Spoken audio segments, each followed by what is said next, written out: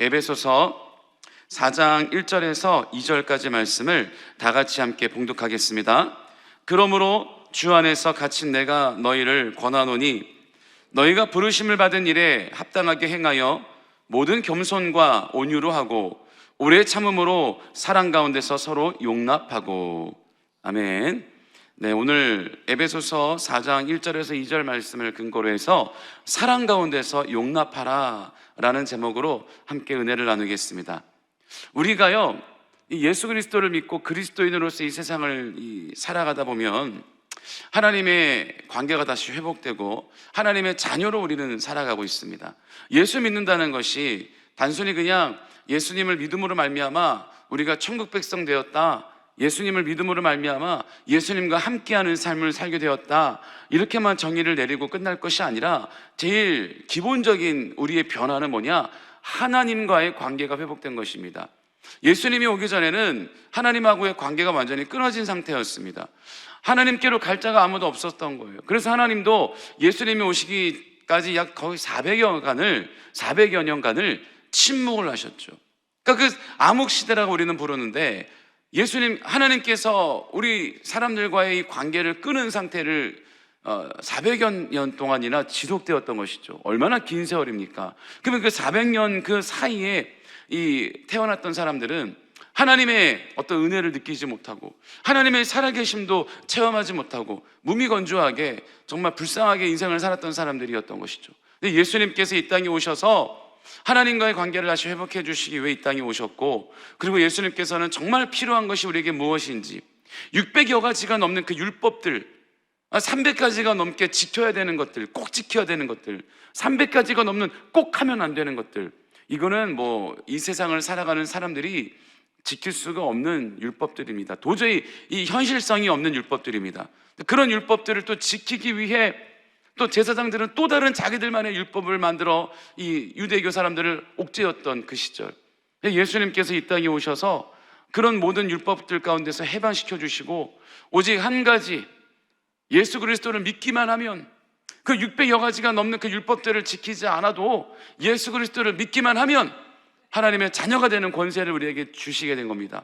그러니까 그때 기득권층이었던 지도자들과 제사장들은 자기들이 이때까지 세웠고 자기들이 그것 때문에 등 따시고 편하게 먹고 살았기 때문에 그것을 방해하는 예수 그리스도를 눈에 가시처럼 여겼고, 어떻게 하면 예수 그리스도를 우리에게서 제거할까, 그런 궁리만 했던 사람들이고 그 시절이었던 것이죠.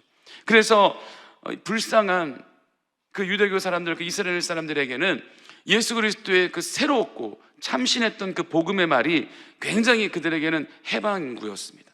이 600여 가지가 넘는 그 율법들의 그 굴레 속에 그 억압된 삶을 살아가다가 그 모든 것들을 다 제하여 주시고, 근데 예수님께서는 내가 율법을 폐하려 온 것이 아니라 완성케 하려 왔다라고 말씀하셨거든요. 그 600여 가지가 넘는 율법들을 안 지켜도 되는데, 모든 걸 다 안 지켜도 되는데 그럼 어떻게 그걸 완성시킬 수 있느냐?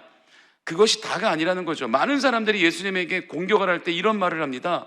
안식일에는 우리가 일을 하면 안 되는데, 심지어 안식일에는 일을 하지 말라 그래서 이스라엘 사람들, 유대교는요, 밥도 안 해 먹습니다. 그것도 일하는 거니까. 심지어 일어나서 어두워지면 전등을 켜야 되는데 등도 안 켜고 살아갑니다. 그것도 일하는 거라고. 그런데 안식일에 예수님께서 사람을 치료하시고 사역을 하셨습니다. 안식일 날에 베데스다 양문 곁에 있었던 우물가에 있었던 안진뱅이를 예수님께서 일으키시는 일을 하셨죠. 그것 때문에 빌미가 되어서 이 제사장들로 하여금 예수님을 잡아 가둘 이 명분이 생기게 된 겁니다. 다른 것 때문에가 아니라 사역, 안식일 날 일을 하는 그 율법에 범하는 죄를 저질렀다, 그거죠. 그래서 예수님을 잡아 가둘 이 명분을 제공하게 되는 겁니다. 근데 예수님이 그걸 모르셨을까요? 아시죠? 그러면서 안식일에 왜 일을 하느냐라는 공격에 예수님께서는 실제적으로 하나님께서 기뻐하시는 일이 무엇인지, 당장 눈앞에 사람이 죽어가고 있는데 단순히 안식일이라고 해서 이 사람을 내버려 둔다면 이거 진짜 이게 뭐가 옳은 것이냐, 뭐가 하나님께서 보실 때 기쁜 것이냐, 뭐가 맞는 것이냐라고 얘기하시면서 예수님께서는 정면으로 그들과 대항하셨어요.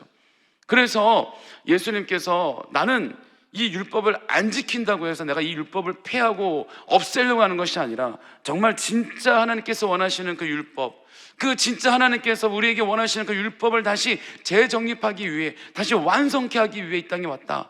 근데 그 율법이 뭐냐? 그 600여 가지가 많은 그 율법들을 지키지 않아도 단 하나로 완성되는 그 율법이 뭐냐? 거기에 십계명도 그 안에는 포함이 되어 있습니다. 예수님께서는 애매모호하게 우리에게 어려운 퀴즈로 내지 않으셨습니다. 단도직입적으로 말씀을 하셔요.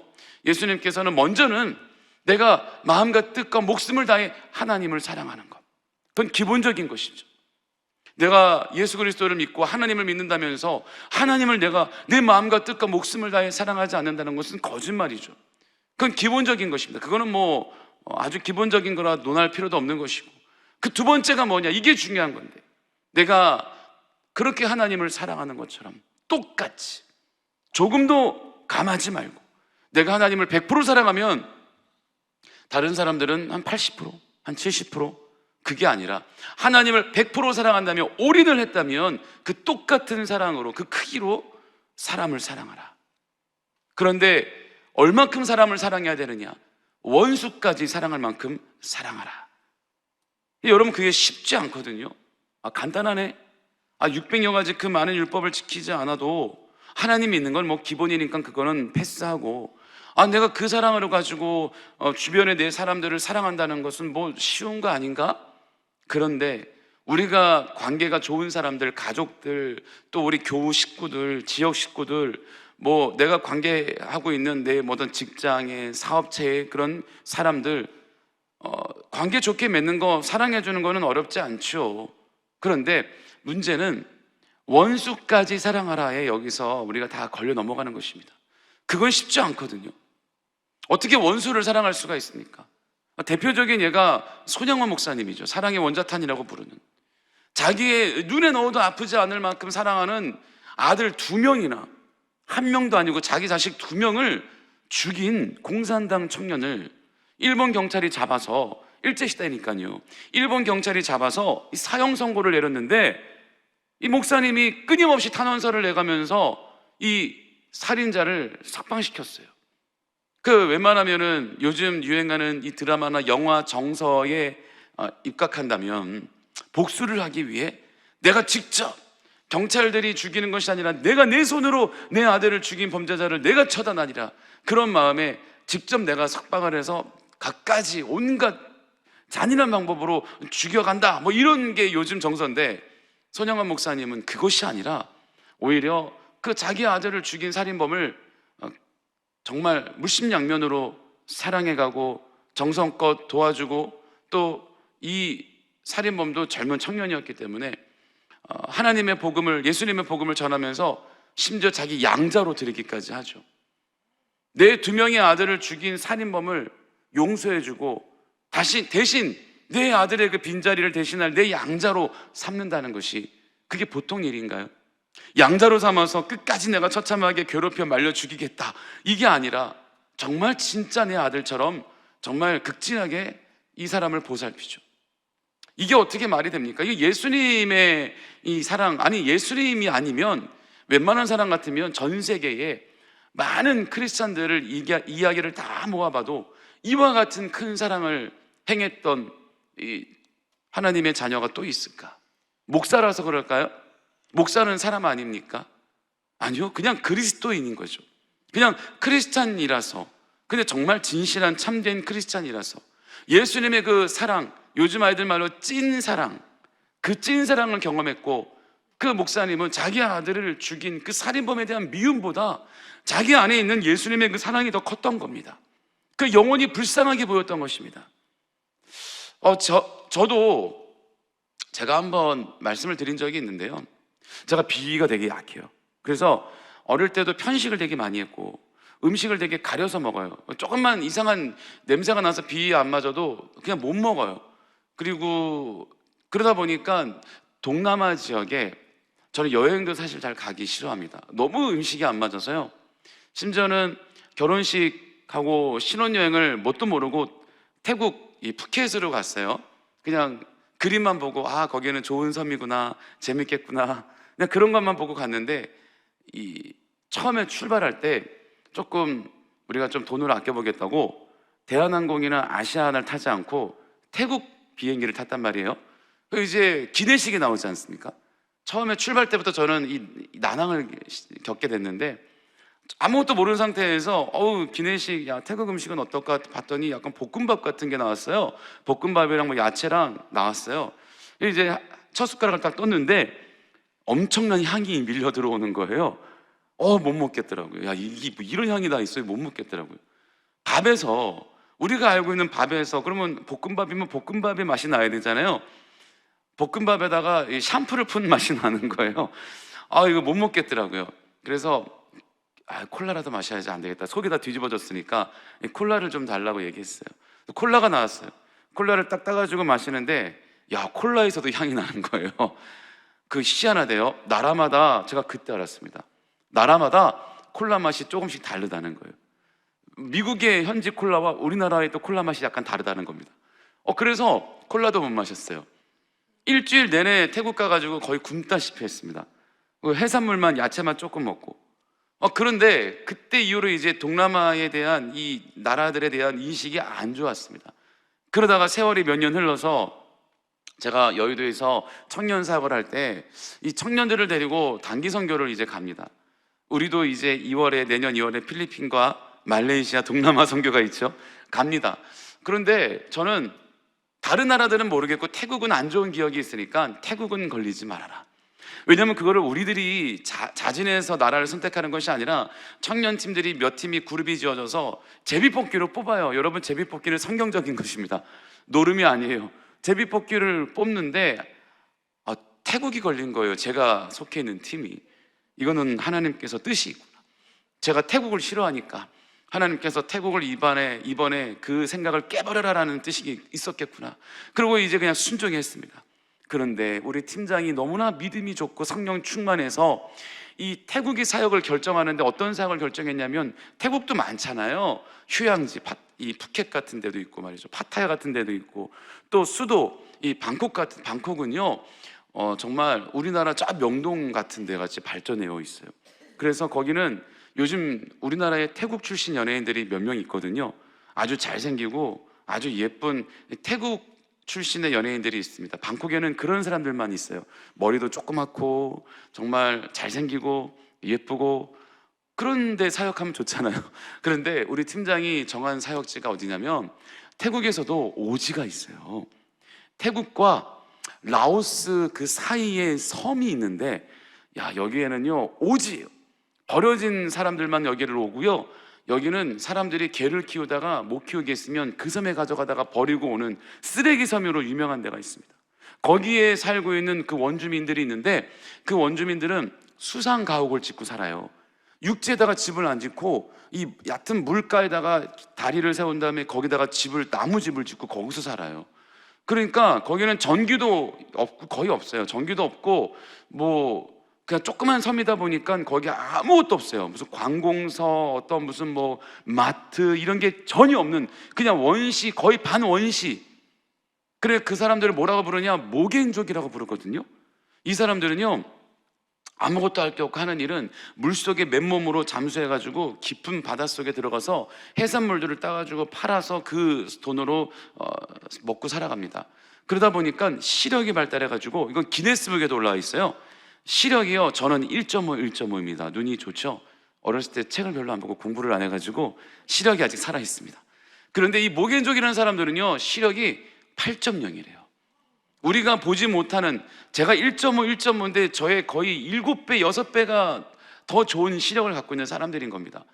그런데요, 이 사람들이 태국에서도, 이 사람들은 우리 민족 아니다. 왜냐면 거의 중간에 있거든요. 태국하고 라오스하고 섬에. 라오스에서도 이게 왜 우리 사람이냐? 태국 사람들이지. 그래서 얼마나 불쌍하냐면, 태국에서도 환영받지 못하고, 의료보험이라든지 이런 보호를 거의 받지 못하고, 라오스에서도 이건 우리나라 사람 아니라 그러고 있어요. 근데 원래 지역으로 따지면 태국 사람들인 겁니다. 태국에서 나 몰라라 하는 거예요. 태국말을 쓰고 있고. 그런데 태국에 있는 사람들이, 이 사람들이 맨몸으로 들어가서 많이 잡아오니까 낚시하러 갈 때 이 사람들을 데리고 가요. 그런데 만약에 이 사람들이 항해를 떠나서 병에 걸릴 수도 있고 아플 수도 있죠. 그러면은 대부분 우리는 같은 선원이 큰 병에 걸렸으면 배를 돌리죠. 그래서 이제 치료를 받게 하고 하는데, 그 목욕족이 항해를 하다가 아프면 놔둡니다, 그냥. 그러다가 만약에 몸이 아파서 사망을 하게 되면 그래도 신경을 안 써요. 그런데 돌아와도요, 태국 정부에서 눈 하나 깜짝 안 하고 신경도 안 써요. 그러니까 완전히 인간의 이 생명에 대한 존엄성을 보호받지 못하고 살아가는 그 불쌍한 사람들. 그 식수도 거의 없어요. 뭐 아무런 시설이 없습니다. 정수 시설도 없고, 그들이 자기 스스로 이 물을 만들어 쓰는데 어떻게 쓰냐면요, 어쩌다 한 번씩 내리는 비가 막, 소나기가 막 퍼부을 때 그때 이런 드럼통을 갖다 놓고 물을 받아요. 바닷물이 너무나 더러워. 쓰레기 섬입니다. 그 바닷물을 어떻게 할 수가 없어요. 그러니까 비가 오면 그 빗물을 이 드럼통에 가득 받았다가 그 물을 뭐 마시기도 하고, 그 물로 밥도 짓고요, 그 물로 씻기도 하고 쓰는 겁니다. 그래서요, 이 사람들이요, 물로 한번 이 설거지랑 이 밥을, 쌀을, 거기서 쌀밥을 먹으니까요, 쌀을 씻은 물을 그대로 안 버리고 뒀다가 몸을 씻어요. 얼굴을 세수를 하고 양치를 하고. 근데 그 물을요, 그냥 또 안 버려요. 그 씻은 물을 또 뒀다가 화장실 물로 뒀습니다. 그러니까 그런 삶을 살아가고 있는데, 우리의 성령 충만한 팀장이 거기를 잡은 거예요. 그러니까 저는 이제 걱정이 앞서는 거죠. 저는 그때만 해도 진짜 이 작은 벌레만 봐도 막 소름이 돋고 막 기겁을 하는 막 그런 시절이었거든요. 그런데 제가 교육자잖아요. 제가 그걸 왜 너 그런 데를 잡았어? 라고 할 수도 없고, 그래 우리 기도하자, 전혀 티 안 내고, 그래 우리 그들을 품으면, 그들을 보면 우리가 어떻게 사역을 하고 어떻게 사역을 하자. 전기가 없고 아무런 문명이 없기 때문에, 문화가 없기 때문에 이 사람들이 잠을 일찍 잡니다. 왜냐하면 해가 떨어지면 그냥 자는 거예요. 뭐 불이 없으니까 자는 거예요. 핸드폰 당연히 없죠. 자는 거예요. 그러다 보니까 뭐가 많냐? 아이가 많아요. 출산율이 엄청난 겁니다. 그러니까 아이들만 바글바글 한 거예요. 그래서 거기를 이제 아이들 사역까지 준비해가지고 갔는데, 배에서 내리자마자 태국에서 비행기에 내려가지고 한 열 몇 시간을 나이트 버스라는 게 있습니다. 열 몇 시간을 그 버스를 타고 섬에, 항구에 도착해서 또 배를 타고 1시간 정도 들어가야 되는 곳이에요. 거기를 거의 지쳐서 기진맥진 들어갔는데, 들어가자마자 그 섬에서 그 냄새가 그러니까 그 향신료만을 얘기하는 게 아니라, 이 사람들이 잘 씻지도 못하고 모기를 쫓는다고요. 자기들만의 무슨 또 얼굴에 이렇게 하얀 바르는 뭐가 있는데, 그게 또 냄새가 또 지독해요. 모기를 쫓는 냄새니까요. 온갖 그 숨을 이렇게 코를 쉴 수가 없는 겁니다. 그런데 저는 티도 못 내고 한 이틀은요, 아이들 사역을 하는데 아이들에게도 얼마나 냄새가 나는지 제가 잘 다가가지를 못했어요. 사랑이 전혀 없는 거였습니다. 제 마음에 그 아이들을 향한. 저는 제 속에서 이게 뭐 하는 거지? 내가 교육자로 왔는데 청년들은 좋다고요? 청년들은 막 가자마자 그 아이들을 끌어안고 얼굴을 부비고 막 난리가 나요.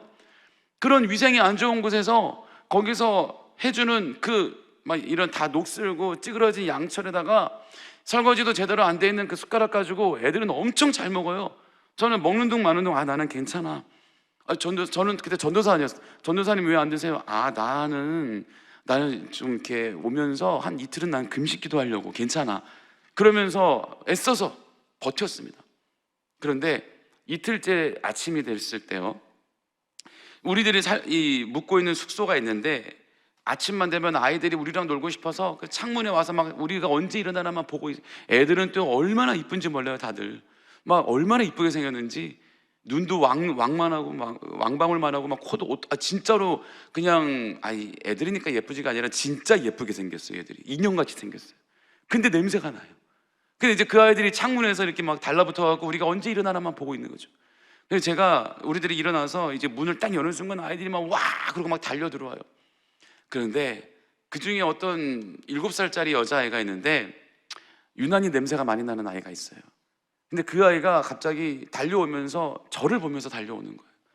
하고 많은 우리 청년들 많은데, 갑자기 저를 보면서, 제가 제일 뒤에 있었거든요. 저를 보면서 뛰어오는 거예요. 안 돼, 제발, 저한테 와서 안기는 거예요. 그런데요, 분명히 그날 일어나서도 냄새, 오늘은 냄새가 더 심해 이러면서 일어났는데, 그 냄새가 또 유난히 나는 그 아이가 뛰어와서 저에게 안겼는데, 저는 그러면 진짜 뭐 숨도 못 쉴 정도로 욱 해야 되는데, 갑자기 그 아이 몸에서 나는 냄새가 그 어느 향기보다도 좋게 느껴지는 거예요. 그러면서 그 마을에서 나던 그 코를 찌르는 그 냄새가 안 느껴지는 거예요.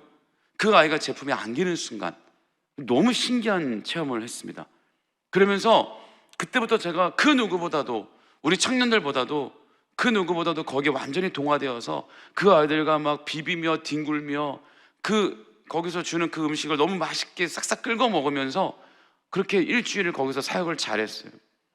한 4일이 지났거든요. 4일이 지나니까 우리 몸에서도 같은 냄새가 나기 시작하는 거예요. 거의 못 씻었거든요, 물이 없어서. 그러면서 어느 날 4일째 되는 날 갑자기 소나기가 막 내리는데, 너도 나도 할 것 없이 우리가 준비해간 샴푸와 막 바디워시를 갖고 나가서 그냥 빗물에, 진짜요, 옷도 못 입죠, 못 벗죠. 거기 자매들도 같이 가는데 어디 옷을 벗을 수가 있겠습니까? 옷을 입은 상태로요, 그냥 막 샴푸를 머리에다가 뿌리고 빗물에. 우리도 그런 삶의 동화가 되어서 그렇게 살아가고 있었습니다. 사람은 어디나 다 적응의 동물이라고 적응을 하더라고요. 그런데 저는 놀라운 체험을 했잖아요. 하나님께서, 제가 그거를 다른 아이들과 다르게 다가가지 못하고 있으니까 마음속에 그들을 사랑하는 마음이 없다 보니 진심으로 다가가지 못하는 거예요. 그런 조건적인 게 제 발목을 잡고 있었던 거예요. 그러다 보니까 주님께서 저의 후각을 바꿔주셔서, 저의 성향을 바꿔주셔서 완전히 그 코를 찌르 듯한 그 악취가 그 어느 것보다도 경험할 수 없었던 향기로 바꿔주셨어요. 제가 심지어는 거기 사역을 마치고 막 울고불고 난리가 났었죠. 끌어안고. 거기 사역을 마치고 이제 방콕 본부로 돌아왔을 때도요, 제가 한동안은 못 씻었어요. 왜냐하면 제 몸에 있는 그 아이의 냄새, 그 마을의 냄새가 없어지는 게 싫어서 한동안 잘 때도 코를 대고 그 냄새를 맡으며 잤어요. 근데 얼마나 냄새가 지독한지 그 이후에 씻고 씻어도 한 보름가는 가긴 가더라고요. 그런데 그 냄새가 저에겐 정말 향기였고, 제가 돌아와서 이제 세월이 지나면서 그곳을 추억할 때 제가 제일 그리운 게 그 냄새들이에요. 그리고도 제가 돌아와서 제가 그 아이를 몇 년간 후원을 했거든요. 그러니까 그와 같이 우리 성향에 관계없이, 내 성향과 관계없이 내가 예수 그리스도라, 내가 그리스도인이라 한다면, 내가 정말 하나님 있는 주의 자녀, 주의 백성이라고 한다면 우리가 마땅히 우리에게서 보여줘야 되는 그런 모습들이 있어요. 그게 뭐냐면 대표적인 게 바로 이 사랑의 열매라는 거, 사랑의 모습이라는 거죠. 예수님께서 이 땅에 오셔서 사역을 할 수 없는 안식일임에도 불구하고, 그로 말미암아 예수님 자신이 십자가에 달려 그 죽게 될 명분을 제공함에도 불구하고 그 눈앞에 보이는 그 안진뱅이가 불쌍했던 거죠. 그 영혼이 불쌍했던 거죠. 그래서 영혼을 사랑하는 마음으로 예수님은 그 사람을 살려주시고 치료하시고 일을 하시고 사역을 하시고, 예수님이 공생의 사역을 하시는 가운데 무슨 다른 공적인 일을 하신 적이 있던가요? 예수님이 우리에게 와서 공식적인 그 공생의 일을 하신다는 그 성경의 사복음서를 다 찾아봐도 예수님이 하신 일이라고는 사람들에게 다가가서 사랑을 전한 것밖에 없습니다. 사람에게 생명이 되고 구원을 얻을 수 있는 하나님을 전한 것과 어떻게 그 구원의 길에 오를 수 있는지에 대한, 내가 오직 길이요 진리요 생명이 나를 닮지 않고는 하나님께로 갈 자가 없다라는 그 복음을 전하고, 그러면서 그들의 필요한 것을 채워주고, 그들의 연약함을 강건케 해주고, 그들의 이 죄에 속했던 그 억압된 것에서 자유를 얻게 해주시고, 그런 일밖에 안 겁니다. 여러분, 이사야에 예언되어 있는 것처럼 주의 성령이 내게 임하면, 내가 복음을 전하기 위해 내가 성령이 임하면 눈먼 자를 다시 보게 하고 눌린 자를 자유롭게 하고, 그런 일을 주님께서 감당하셨던 것입니다. 그로 말미암아 예수님께서 우리에게 명령하신 것이 있다는 거죠. 600여 가지 율법을 지키지 않아도 오직 그 사랑, 내가 그거 하나면 오케이다 이거예요. 하나님께서도 그거 하나면 된다는 거죠. 그거 하나면 만사 해결되는 거죠. 오늘 성경에도 보면 베드로전서에 4장 8절에 보면요, 무엇보다도 뜨겁게 서로 사랑할지니 사랑은 허다한 죄를 덮느니라. 여러분, 사랑만 있으면, 손영환 목사님의 이야기죠, 사랑만 있으면 그 어떤 죄도 우리가 용서할 수 있고 덮을 수 있다는 겁니다. 요한복음 15장 9절에서 8절까지 보면요, 아버지께서 나를 사랑하신 것 같이 나도 너희를 사랑하였으니 나의 사랑 안에 거하라. 내가 아버지 계명을 지켜 그의 사랑 안에 거하는 것 같이 너희도 내 계명을 지키면 내 사랑 안에 거하리라. 내가 이것을 너희에게 이름은 내 기쁨이 너희 안에 있어 너희의 기쁨을 충만하게 하려 함이라. 내 계명은 곧 내가 너희를 사랑한 것 같이 너희도 서로 사랑하라 하는 이것이니라. 이게 누가 한 말이냐면 예수님이 직접 하신 말씀입니다. 예수님께서 내 계명은, 계명이라는 건 뭐예요? 지켜야 되는 율법인 것입니다. 내 율법은 곧 내가 너희를 사랑한 것 같이. 예수님이 누구죠? 하나님이죠. 하나님이 우리를 사랑한 것 같이 너희도 서로 사랑하라 하는 이것이니라.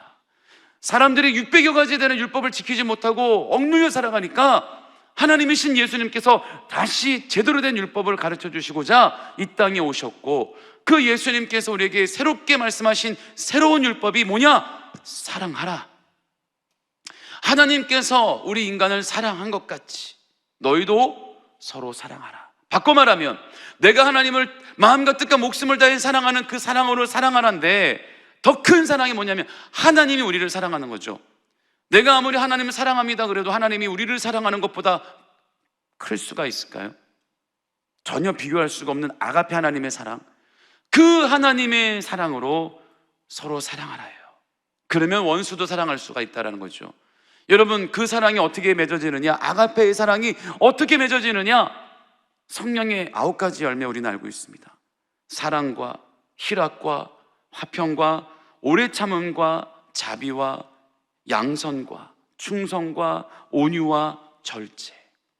여러분, 이 9가지 성령의 열매가 있는데요, 이 9가지 열매도요, 내가 하나 맺으려고 하면 이거 너무 힘들고 노동인데요, 내가 첫 번째 사랑의 열매만 맺으면요, 나머지 8가지 열매는 저절로 맺혀지게 되어 있습니다.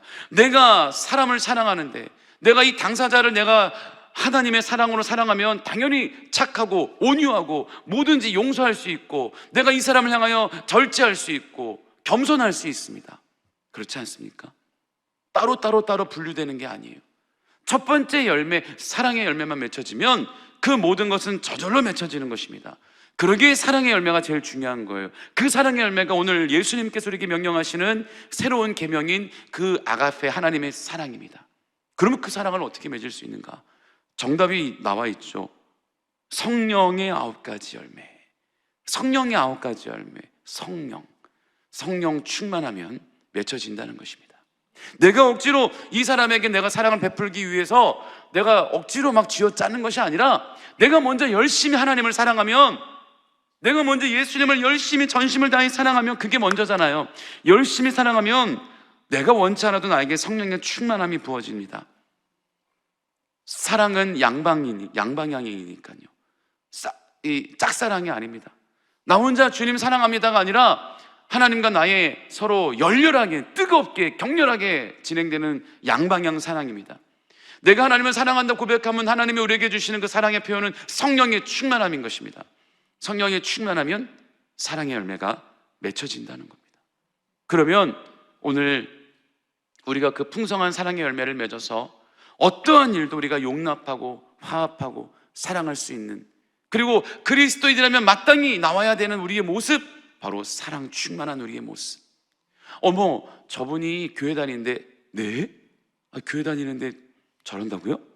이런 말 듣지 않는, 어쩐지 평상시에 저렇게 온유하고 사랑이 많다 했더니 예수 믿는구나. 저희도 보면, 모르는 사람 보면 저희도 그런 생각 하잖아요. 참 선하게 생기고 참 온유하고 겸손하고 사랑이 많은 분을 보면 우리 그러냐, 어머 혹시 저분 예수 믿나? 그런 생각 하잖아요. 그런 얘기 하잖아요. 마찬가지입니다. 여러분, 우리가 마땅히 그리스도인이라면 우리 안에서 예수님의 향기가, 예수님의 마음이, 그리고 예수님의 흔적이 우리에게서 나와야 합니다. 예수님의 사랑이 우리에게서 나와야 합니다. 그러면 오늘 본문의 말씀처럼 오늘 우리가 주 안에서 갇힌 내가 너희를 권하노니 너희가 부르심을 받은 일에 합당하게 행하여 모든 겸손과 온유로 하고 오래 참음으로 사랑 가운데서 서로 용납하는 일이 가능해지는 것입니다. 우리 오늘도 사랑의 열매를 많이 맺기 위해 더 뜨겁게 예수님을 사랑하는 복된 하루가 되기를 주님의 이름으로 축원합니다. 기도하겠습니다. 사랑의 하나님 아버지, 감사합니다. 오늘도 우리 삶 속에 오직 주님을 바라보고 오직 주님을 또 열렬히 뜨겁게 사랑하기를 원합니다.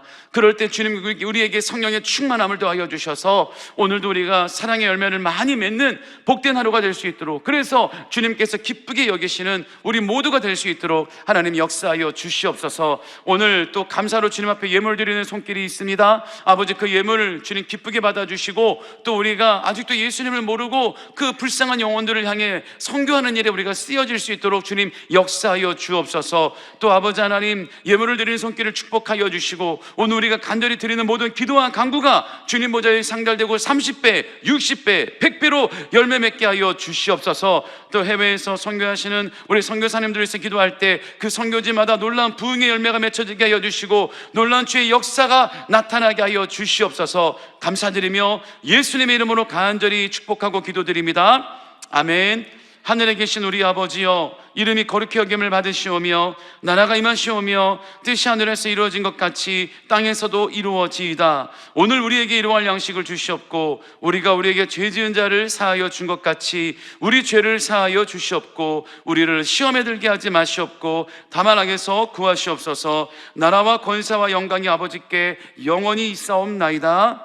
아멘. 우리 함께 기도하실 때 우리 나라와 민족을 위해서 기도해 주시고요, 우리 여의도 순복음교회와 세우신 이용원 대표 총회장님의 사역을 위해, 우리 여의도 순복음 분당교회와 우리 황선호 담임 목사님의 사역을 위해서, 또 우리의 모든 가지고 나온 기도가 응답되기 위해서 우리 다같이 주여 삼창하시며 기도하겠습니다. 주여, 주여, 주여.